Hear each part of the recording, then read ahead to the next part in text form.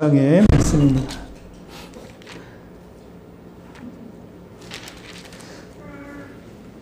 누가복음 15장 1절부터 10절 말씀까지만 저와 여러분이 한 절씩 번갈아 가면서 읽도록 하겠습니다.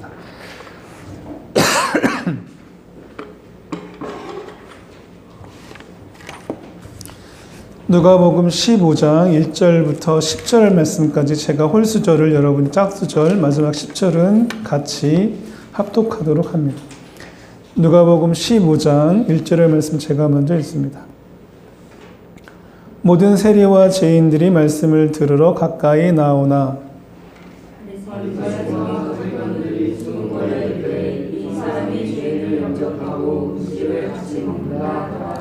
예수께서 그들에게 이 비유로 이르시되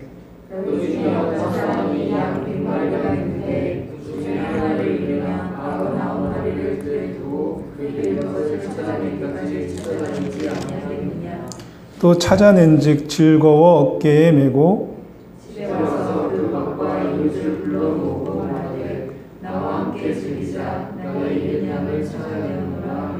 내가 너희에게 이르노니 이와 같이 죄인 한 사람이 회개하면 하늘에서는 회개할 것 없는 의인 99으로 말미암아 기뻐하는 것보다 더하리라.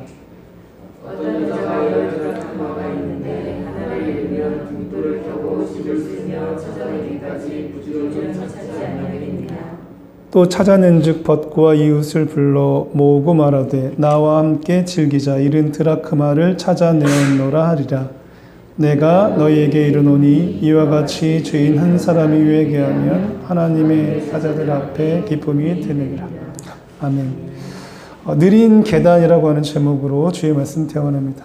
우리가 함께 읽지 않았지만 11절부터 마지막 끝절까지 포함해서 누가복음 15장에는 모두 3개의 비유가 나옵니다. 그런데 이 3개의 비유는 모두 하나의 주제를 가지고 있는데 잃어버린 것들에 대한 되찾음, 회복, 그로 인해서 나와 함께 기뻐하자. 나와 함께 기뻐하자가 이 모든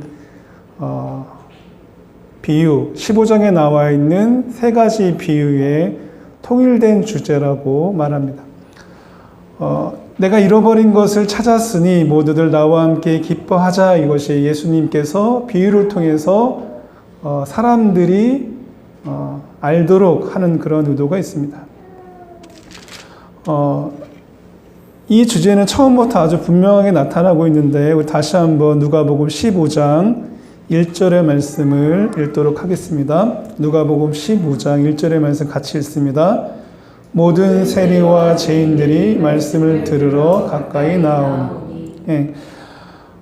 예수님은 죄인들을 환영하셨고 또 그들을 거부하지 않으셨어요.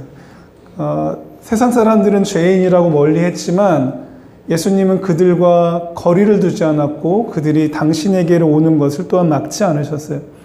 그런데 이러한 주님의 태도는 당시의 보통 사람들, 상식적인 사람들에게 있어서는 납득이 되지 않은 상황이었고 그로 인해서 대부분의 사람들은 예수님의 그러한 행동, 막지 않는 그런 태도에 대해서 비난하고 비판하고 그런 태도를 취했습니다. 그런 사람들을 향해서 들려주시는 이야기, 즉 이 3개의 비유가 바로 잃어버린 양의 비유, 또 잃어버린 드라크마의 비유, 또 잃어버린 둘째 아들 탕자의 귀환이라고 하는 그런 비유입니다.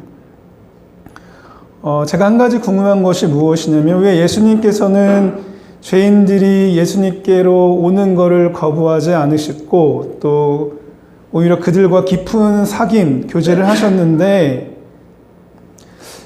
이것을 예수님이 내가 이 땅에 온 이유다라고 이렇게 말씀하셨을 때에 왜 이 3가지나 되는 비유를 통해서 반복적으로 말씀하셨는가 하는 것들이에요. 한 번만 이야기하셔도 될 거를 이렇게 같은 15장 내에서 잃어버린 양, 잃어버린 드라크마, 잃어버린 아들에 대해서 반복적으로 내가 이들을 위해서 이 땅에 왔어 라고 이렇게 말하는 것이 궁금합니다. 또 하나는 뭐냐면 우리 지난주에 김기찬 목사님을 통해서 제자가 되는 길에 대해서 이렇게 말씀을 다시 한번 되새겼는데, 왜 제자도에 관한 말씀 뒤에 곧이어 이런 잃어버린 것들에 대한 비유가 나올까 하는 것이 제가 가지고 있는 의문이에요. 우리들 한 가지 염두에 둘 것이 뭐냐면, 복음서는 그냥 붓 가는 대로 어느 날 성령이 누가에게 이야기해서 성령이 말씀하시는 대로 이렇게 쓴 복음서가 아니라는 것을 우리가 기억할 필요가 있어요. 누가복음 1장에 나와 있는 것처럼 데오빌로라고 하는 사람에게 누가는 어떤 의도를 가지고 이 복음서를 기록을 했는데, 믿음이 무엇인지, 또 예수를 믿는다는 것은 어떠한 것인지, 사람이 죽으면 어떻게 되는지에 대해서 차근차근 써내려간 이야기라는 거예요. 인간적인 물음에 대해서 그냥 되는 대로 생각나는 대로 이야기한 것이 아니라, 데오빌로라고 하는 사람이 잘 이해할 수 있도록, 그의 믿음이 성장할 수 있도록 계획과 의도와 목적을 가지고 잘 짜여진 그물망처럼 써내려간 이야기가 바로 이 누가복음서라는 거예요. 그래서 이 제자도에 관한 말씀이 나온 뒤에 이 잃어버린 것들에 대한 되찾은 이 비유가 나온 것은 특별한 의도가 있는 것이라고 우리가 생각을 하고 누가의 그 의도에 대해서 깊이 고민할 줄 알아야 된다는 거죠. 그래서 우리 다시 한번 1절을 읽었으면 좋겠습니다. 우리 15장 1절 다시 한번 읽습니다. 같이 읽습니다. 모든 세리와 죄인들이 말씀을 들으러 가까이 나오니.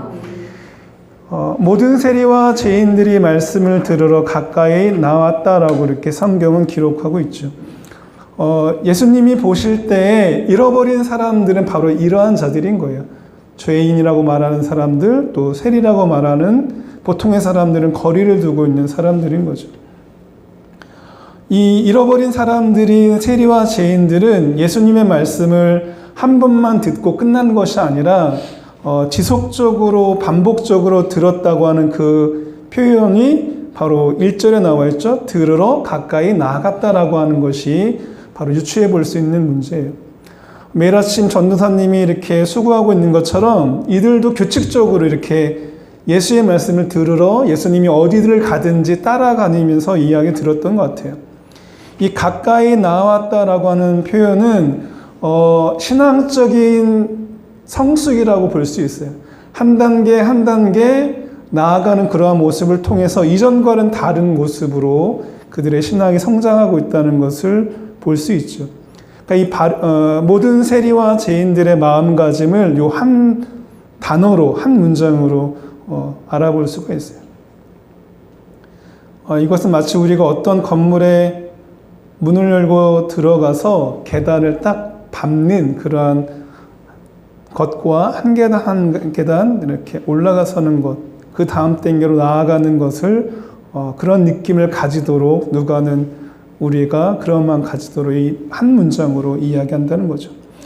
이 한나 아렌트라고 하는 어떤 여성 철학자가 있는데, 이 여성 철학자가 인간의 조건이라고 하는 책에서 뭐라고 얘기를 했냐면, 인간은 제한을 가진 존재라는 거예요. 그래서 그 사람이 접촉하는 것을 통해서, 그것이 공간이든 시간이든 책이든 어떠한 사람이든 그걸 통해서 그 사람의 존재에 대해서 알 수 있다라고 이렇게 이야기했어요.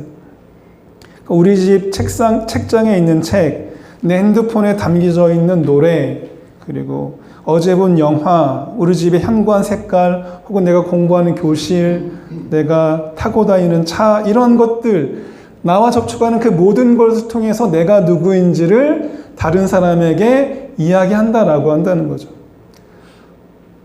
이러한 일상에서의 공간과 또 시간 속에서 이 접촉이 내가 누구인지를 말한다고 한다면, 지금 세리와 죄인들이 예수님을 만나러 가까이 간다는 것은 지금 이 세리와 죄인들이 어떠한 마음인지를 우리가 알아야 된다는 거예요.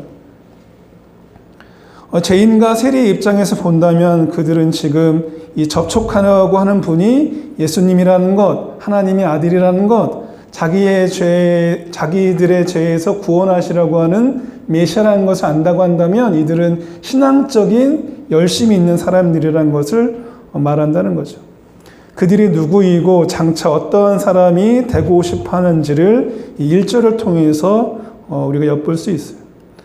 오늘 우리 시대에도 비슷한 일이 있잖아요. 그 정준영이라고 하는 연예인의 황금폰, 그 황금폰에 담긴 사진들, 동영상들, 그리고 그 카톡방에 들어가 있는 멤버십이 누구인지 사람들은 참 궁금해하는데 그것을 통해서 그들은 인간이 아니다, 인간의 기준은 참 멀어졌다라고 이렇게 추측하고 비판하는 것처럼 예수 당시에도 보통의 사람들은 이 세리와 죄인들과 함께하는 사람이 누구인지에 대해서 나름대로 판단을 하는데 바로 예수님이 바로 그러한 사람이라고 그들은 여겼다는 거죠. 이 세리와 죄인들은 예수님께 가까이 나아갔다고 성경은 이야기하고 있고 그로 인해서 예수님도 어떠한 분인 것을 이렇게 말해주고 있어요. 만일 복음서를 데오빌러가 제대로 읽고 있었더라면 그도 예수님께 한 걸음 나아가고 한 계단 밟고 지금보다는 한 단계 더 성숙한 신앙을 기대하는 것이 바로 누가가 데오빌러를 향해서 복음서를 기록한 목적이라고 볼 수 있죠. 그래서 이 말씀을 읽으면 데오빌러도 이렇게 그러한 마음을 가졌을 것이라고 생각이 되어져요. 그것이 바로 제자의 모습, 그리고 제자가 가져야 될 본질적인 조건이라고 말하는 거죠. 그래서 이 14장 말미에 나와 있는 제자도에 관한 말씀 뒤에 바로 이러한 잃어버린 비유의 이야기가 세 가지 나오는 것이라고 생각이 되어져요. 저는 지금 계단 이야기를 하려고 하는데 계단을 모르는 사람은 없지요. 그런데 모든 계단은 각각 다른 이야기를 하고 있다는 것을 느끼는 사람은 별로 없는 것 같아요. 계단의 생김새는 조금씩 다 달라요. 그러니까 사람이 다 다르고 또 나무를 만지다 보면 같은 수종이라도 한 개에도 다 똑같은 것이 없는 것을 알 수가 있는데 이 세상에 존재하는 모든 계단도 다 달라요. 지금 디자이너 리빙 페어가 코엑스에서 열리고 있는데 거기 가보면 이렇게 완성된 계단이 있어요. 그러니까 인테리어 하려고 이렇게 물건들을 내놓는데 거기에 완성된 계단, 공장에서 나온 기성품을 나의 집에 갖다 놓고 설치를 해도 그 집의 분위기나 그 집에 살고 있는 사람들, 그 집이 어떠한 인테리어를 하고 있는지에 따라서도 그 똑같은 기성품마저도 다른 느낌을 받는다는 거예요.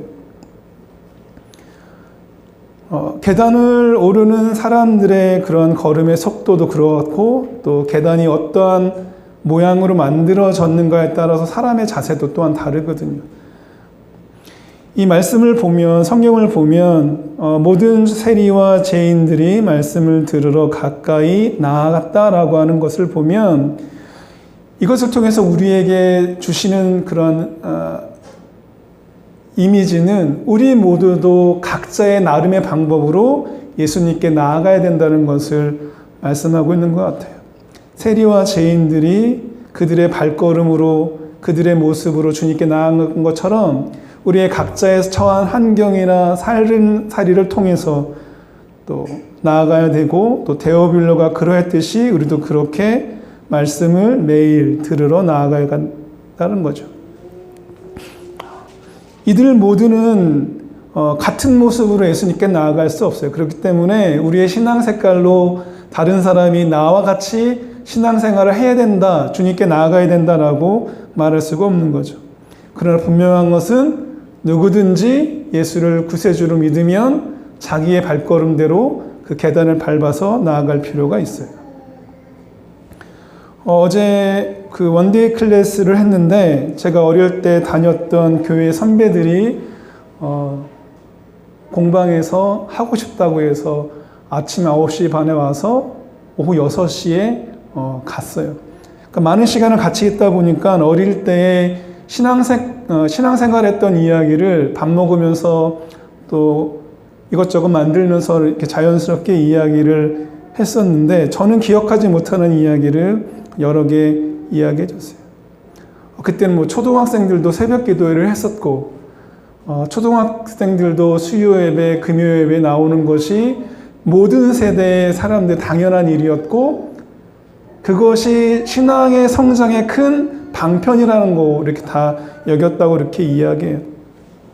지금은 세문안교회 고등부 교사인 한 그 선배는 어떤 이야기를 해줬냐면 이 선배는 초등학교 때 시골에서 살다가 부모님과 함께 지금의 제가 다녔던 그 모교회 근처로 이사오고 처음으로 그 교회에 나갔었는데 시골 아이다 보니까 모든 것이 어색하고 낯설고 게다가 도시 아이들이 굉장히 까칠해서 난처했었는데 어떤 어린 소녀가 자기한테 와서 친절하게 이야기하고 도시 생활은 이런 거라고 또 우리 교회는 이런 거라고 이렇게 자세히 이야기해 줬다고 그래요. 그 기억이 너무나 좋아서 지금까지 신앙생활 하는데 참 도움이 됐는데 그것이 바로 영란이었다고 이렇게 이야기.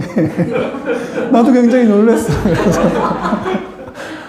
그래서 네, 박한철이라고 우리 고등학교 선배이기도 했는데 그러냐고. 그래서 자기는 영란이에 대해서 참으로 고마운 느낌이 있다고 이렇게 이야기해요. 그 어린 소녀가 말해주고 자기를 이렇게 말 한마디 해주고 따뜻하게 해줬던 것이 이 교회는 참 따뜻한 교회이구나, 좋은 교회이구나 라고 해서 저에게 이야기를 해줬어요. 그러니까 그 박한철이라고 하는 선배의 신앙생활의 첫 계단은 바로 그러한 경험이었죠. 모든 사람들이 공통적으로 느끼는 그런 감정들이 있어요. 그러니까 가파르고 좁은 계단을 위에서는 올라갈 때에는 잠시라도 그곳에 머무르고 싶은 마음이 없다는 거예요. 고개조차 들 수 없는 그런 힘든 상황에서는 그저 빨리 오르고 싶은 마음이 드는데 이런 경험이 저도 한 2개월 전에 경험을 했죠. 그 포천에 있는 아트밸리에 갔을 때 다 올라가지는 않았지만 수직으로 된 계단이 있었어요. 원형 계단이 있었는데 그 원형 계단에서 제가 있었을 때 그냥 꼭대기까지 빨리 가야겠다는 생각밖에 없어서 난간을 붙들고 계속 그냥 올라가기만 했어요. 거의 수직으로 올라서는 그런 나선형 계단에서 느낀 감정은 아찔함밖에 제게 남아있지를 않아요. 그런데 바리새인들과 서기관이 하나님께 이르는 길이라고 만들어 놓은 계단은 바로 그러한 수직 상승의 나선형 계단과 비슷하다는 감정이 저에게 있어요. 이 모든 세리와 죄인들은 하나님께 나아갈 때 그들이 세워놓은, 그들이 만들어놓은 계단을 한 계단 한 계단 밟고 할 때는 그런 여유가 없었고 오로지 빨리 가야겠다고 하는 그런 마음밖에 없었다는 거죠. 그런데 예수님이 만들어 놓은 하나님께 이르는 길, 그 계단은 달랐다는 거예요. 바리새인들과 서기관들이 만든 계단과는 달리 이 예수님을 통해서 하나님께 나아가는 계단은 폭이 좀 더 넓거나 혹은 단이 조금 더 낮거나 천정이 조금 높아서 그들이 계단을 올라갈 때 편안한 마음이 있었고 또 자연스럽게 걸음이 느려지고 걸음이 늦어지다 보니까 호흡이 가다듬어지고 그리고 많은 생각을 갖게 하였다는 거죠. 여러분이 계단을 올라가다 보면 계단은 높이 차이가 나는 그런 것을 연결해주는 그런 수단이거든요. 그래서 잘 만들어진 계단은 이곳과 저곳을 연결해 줄 뿐만 아니라 올라갈 때 기분 좋은 감정을 갖게 해요. 삶의 속도도 늦추고 또 생각하게 만들고 스스로 몸을 움직이면 좋은 풍경, 아름다운 풍경을 느낄 수 있다고 여겨지는 것이 잘 만들어진 계단의 특징이라는 거예요. 그래서 그렇게 잘 만들어진 계단은 절대로 위험하지도 않고 또 절대로 불편하지도 않죠. 저는 신앙생활이 바로 그렇게 되어져야 된다고 믿고 있어요. 어제보다는 오늘보다는 내일이 한층 더 또 한 계단 더 올라서는 것과 같을 때 아찔함보다는 즐거움이 있어야 되고 기대감이 있어야 되고 아름다운 삶의 풍경을 볼 수 있는 그런 여유를 가질 수 있는 그런 믿음의 계단이어야 된다고 저는 생각해요. 분명한 것은 두 번째 계단보다는 10번째 계단에서 보는 풍경과는 절대로 같을 수 없다는 거예요. 예수님이 만들어 놓으신 이 느린 계단을 한 계단 한 계단 올라서다 보면 내가 지금 당하고 있는 슬픔, 내가 당하고 있는 어려움, 내가 지금 겪고 있는 괴로움이 만들어낸 풍경은 여기보다는 저 위에 올라설 때 분명히 다르게 보일 수 있어요. 계단마다 다 다르게 보이도록 예수님이 그렇게 인생이라고 하는 계단, 믿음의 계단을 설계해 놓으셨고 또 그렇게 기도하셨기 때문에 그래요. 이 바리새인들과 서기관들은 늘 계단과 또 층에서 같은 것만을 보도록 이렇게 요구했거든요. 첫 번째 계단에서든 10번째 계단에서든 또 꼭대기 계단에서든 늘 똑같은 것만 보도록 요구하는 것이 바로 이 바리새인들과 서기관들이 만들어 놓은 계단이에요. 그래서 그들은 예수님과 접촉했던 그런 바리새인, 세리와 죄인들, 또 세리와 죄인들이 접촉했던 예수님을 동류로 이렇게 보는 거죠. 2절의 말씀 같이 다시 읽도록 하겠습니다. 15장 2절의 말씀입니다. 같이 읽습니다. 바리새인과 서기관들이 수군거려 이르되 이 사람이 죄인을 영접하고 음식을 같이 먹는다 하다. 예. 계속해서 계단 이야기를 하면 점차로 우리 주변에서 자리를 많이 차지하는 이런 풍성한 계단이 사라지고 있다는 것을 경험할 수 있죠. 그러한 계단은 보통의 사람들은 낭비라고 생각을 하는 것 같아요. 아파트에 엘리베이터가 우리에게 있기 때문에 아파트의 계단들은 다 불필요하다고 사람들이 생각하고, 또 학교에 가면 학교에는 중앙 계단이 있어서 그 계단 외에는 사람들이 통행을 하지 않기 때문에 다른 계단은 다 불필요하다고 여기죠. 또 대형마트를 가보다 보면 이 경사 에스컬레이터가 있는데 많은 사람들은 그 에스컬레이터를 이용하지 절대로 물건을 사고 계단을 오르락 내리락 하려고 하지 않죠. 그러다 보니까 자기들이 이용하는 수직 상승을 도와주는 것 외에는 나머지 계단들은 다 불필요하다고 생각을 하는 것 같아요. 그래서 사람들은 오르내리는 일의 재미, 또 그런 경험을 잊어버렸고, 또 계단은 오로지 힘들다고 고단하다고만 여겨지는 것 같아요. 그러니까 우리들도 다 편한 방법으로 신앙생활을 하죠. 유튜브를 보던가 그 밖에 그냥 주일 예배 유명한 목사님 설교만 드리려고 하죠. 개인의 경건훈련이라고 하는 것, 매일의 성경을 읽는 것, 매일 아침 기도하는 것, 이러한 것은 고단하고 피곤하고 어렵기 때문에 피하려고 하고, 단지 불같이 말씀을 전하는 그 유명 강사들의 말씀을 통해서 은혜 받는 것만 기대하는 것이 요즘의 그리스도인들이 아닌가 생각이 되어져요. 대부분의 사람들은 계단이 오르는 데에만 쓰인다고 생각하는데 저는 그렇게 생각하지 않아요. 잘 만들어진 계단은 방향을 수정하는 데에도 방향을 바꾸는 데에도 사용이 되어집니다. 우리 3절과 4절 말씀 읽어보도록 하겠습니다. 15장 3절과 4절의 말씀입니다. 함께합니다. 예수께서 그들에게 이 비유로 이르시되 너희 중에 어떤 사람이 양 100마리가 있는데 그 중에 하나를 잃으면 99마리를 들에 두고 그 잃은 것을 찾아내기까지 찾아다니지 아니하겠느냐. 예수님이 말씀하시죠. 너희 중에 어떤 사람이라고 이야기하는데, 당시에 양을 키우는 목자들, 그러니까 이들은 대부분 천한 계층이었다고 신학자들은 이야기해요. 당시 가난한 사람들 대부분이 이런 양을 키우는 목자의 직업이라고 하는 그것을 택했고, 그렇기 때문에 이 바리새인들과 서기관들은 그들과의 접촉점이 없었기 때문에 그들은 나와 너는 다르다라고 이렇게 여겼던 것 같아요. 근데 예수님은 비유의 시작으로 그 비유에 올라가는 첫 계단으로 뭐라고 말씀하시냐면 너희 중에 어떤 사람이라고 이렇게 이야기해요. 바리새인들과 서기관, 너희 중에 어떤 사람이 양을 키우고 있는데 바리새인과 서기관, 너희 중에 목자라고 여겨봐 라고 이렇게 이야기하는 거죠.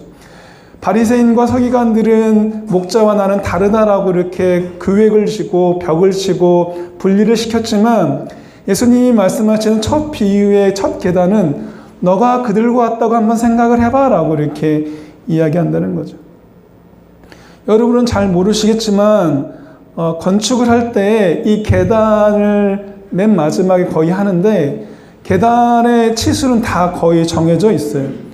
계단의 치수는 매우 정확해. 왜냐하면 사람의 몸과 비례를 중심으로 이 계단의 기준을 삼았기 때문에 그래요. 계단판의 길이는 보통 30cm, 한 단의 높이는 15에서 17cm, 난간의 손잡이는 보통 80에서 90 그 사이라고 이렇게 다 이야기하는데 뭐 인테리어 하는 사람이든 건축하는 사람이든 이거는 배우지 않더라도 경험상으로도 그게 좋다라고 이렇게 하고 있거든요. 그래서 첫 단은 얼마나 이렇게 중요한지 몰라요. 나머지 것들은 다 정해져 있기 때문에 그나마 여기에서 벗어나 있는 것은 첫 계단이거든요.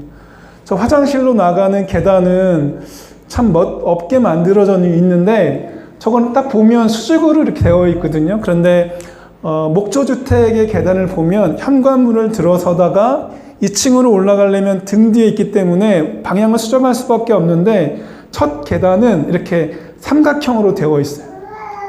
그래서 그 삼각형은 건축가, 설계가, 목공하는 사람들의 재주껏, 재량껏으로 만들어질 수 있어요. 그래서 이걸 밟고 나갈 때 첫 계단은 보통 우리는 수직으로만 이동한다고 생각하지만 그 계단을 밟음으로 인해서 방향을 수정할 수가 있는 게 첫 계단이거든요. 예수님은 바로 이러한 비유를 통해서 바리새인들과 서기관들이 그들의 삶의 방향을 수정하기를 원하셨어요. 예수님의 이 비유를 읽다 보면 또 이 비유를 듣다 보면 바리새인과 서기관들은 목자도 될 수도 있고 서기관은 또 그들과 같은 마음을 품고 그들이 어떤 삶을 경험했는지 생각할 수 있고 또 바리새인은 자기가 일찍이 상속받은 둘째 아들로 어떻게 살아난지를 이렇게 생각해 볼 수 있는 기회를 주시는 거죠. 계단은 수직으로 올라가지만 아름다운 첫 계단은 방향도 수정한다는 거예요.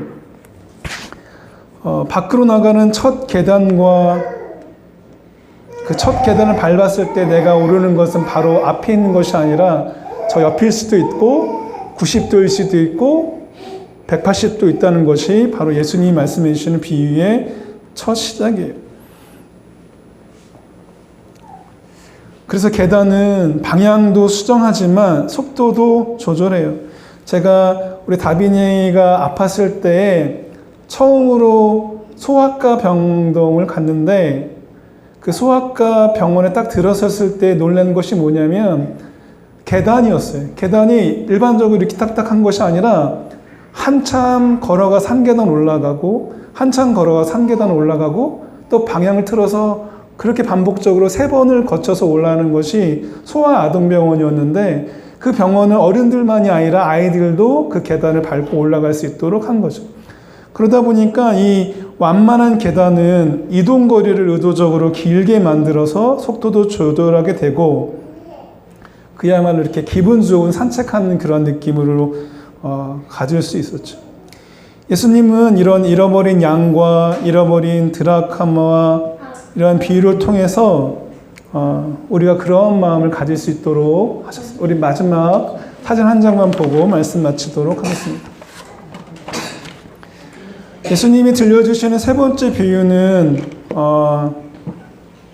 아주 완만하고 빛이 가득한 계단 위에 서 있는 느낌을 가질 수 있어요. 잃어버린 양의 비유, 잃어버린 드라크마 비유, 잃어버린 아들을 되찾은 비유는 똑같은 주제이지만 첫 번째, 두 번째 비유는 빨리 끝나는데 세 번째 비유는 굉장히 많은 분량을 차지하고 있어요. 그리고 이 비유는 많은 사람들이 큰 영감을 주어서 이 네덜란드의 화가인 렘브란트가 그 비유를 통해서 그림을 그렸죠. 이것이 그 유명한 탕자의 귀환이라고 하는 그림이에요. 이 렘브란트를 뭐라고 얘기하냐면 빛의 마술사라고 얘기해요. 그 시대의 모든 화가들이 그를 부러워했던 이유가 뭐냐면 이 사람은 지금의 사진 작가들이 빛을 얼마나 받아들이고 얼마나 노출시키느냐에 따라서 좋은 작품이 나오는 것을 아는 것처럼 그도 붓은 놀림을 통해서 이렇게 이야기했거든요. 이 그림을 통해서 다음 주에 고난주안의 시작을 하려고 해요. 이 렘브란트의 탕자의 귀환이 바로 예수님께서 이 땅에 오셔서 고난받으신 이유가 이 그림 한 장에 나타나 있고, 그리고 우리가 길을 걸어갈 때에 하나님께 이르는 그 계단에 올라설 때에 그저 수직으로 상승하기 위해서 구원받기 위해서만 살아가지 말고 한 계단 한 계단 올라서면서 빛이 얼마나 우리에게 비추는지, 내가 바라본 풍경은 어떠한 것인지, 한 계단과 두 번째 계단, 10계단에 올라섰을 때에 다른 사람의 살림살이가 어떠한지 그러한 것을 느끼라고 말씀하시는 것 같아요. 그래서 이 계단은 시간과 감각을 조절하는 느낌이 있거든요. 저는 여러분이 바로 그러한 예배자들이 되었으면 좋겠어요. 내가 인생이라고 하는 것, 믿음이라고 하는 것, 그런 것을 갈 때에 이런 방향뿐만 아니라 시간과 속도도 조절하면서 경험하는 그 모든 것을 통해서 제자의 삶이 어떤 것인지를 느꼈으면 좋겠습니다. 우리 기도하겠습니다.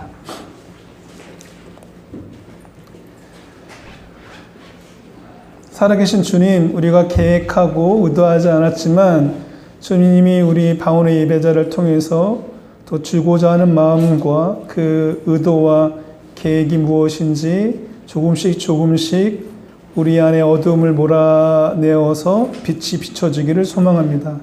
빛 대신 주님께서 우리의 발걸음을 지금까지 인도하신 것처럼 이후로의 삶도 인도하여 주시고, 잃어버린 것들을 되찾을 뿐만 아니라 우리 안에 그런 회복이 있었을 때에 여전히 잃어버린 것들로 인해서 아파하고 힘들어하고 괴로워하는 그들에게 위로자가 될 수 있도록 우리를 사용해 주시기 원합니다. 우리가 모두 그러한 자들이 되어질 때에 주님과 늘 접촉하고 주님을 터치하고 주님을 만나러 가까이 나아가는 사람이 될 수 있도록 함께하여 주시고 이끌어 주시옵소서. 예수님의 이름으로 기도합니다. 아멘.